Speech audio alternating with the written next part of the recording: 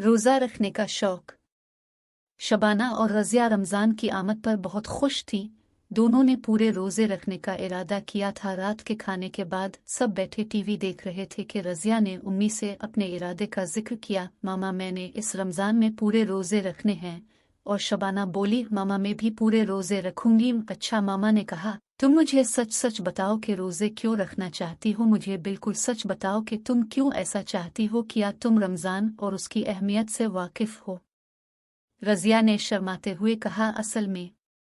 शर्माओ नहीं, मामा ने कहा, मुझे बताओ। तो रज़िया बोली, असल में मामा, आप मुझे फास्ट फूड खाने से रोकती हैं कि पिज़्ज़ा और बर्गर वगैरह ना खाया करो। ज़्यादा फास्ट फूड नुकसानदेह होता है। लेकिन रोज़ा रखने के बाद अगर मैं इफ्तारी के वक्त ज़िद करती हूँ कि घर का खाना नहीं बल्कि मुझे बर्गर चाहिए या मुझे पिज़्ज़ा मंगवा दें, तो आप मंगवा देती हैं कि रोज़ा खोलने के बाद खाना नहीं खाएगी तो कमज़ोर और बीमार हो जाएगी।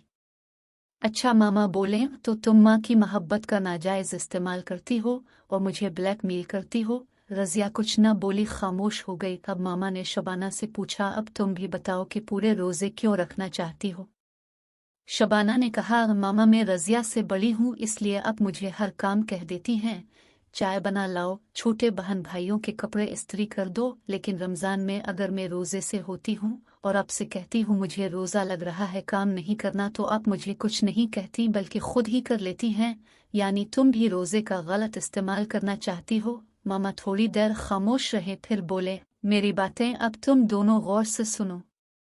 मैं तुम्हें डांटूंगी नहीं, क्योंकि तुम दोनों ने सच बोला है और मेरे पूछने पर अपने सही इरादे मुझे बता दिए। मैं तुम्हें रोज़े की अहमियत बताना चाहती हूँ। अल्लाह ताला ने फरमाया, रोज़ा मेरे लिए है और मैं खुद इसकी जज़ा दूंगा।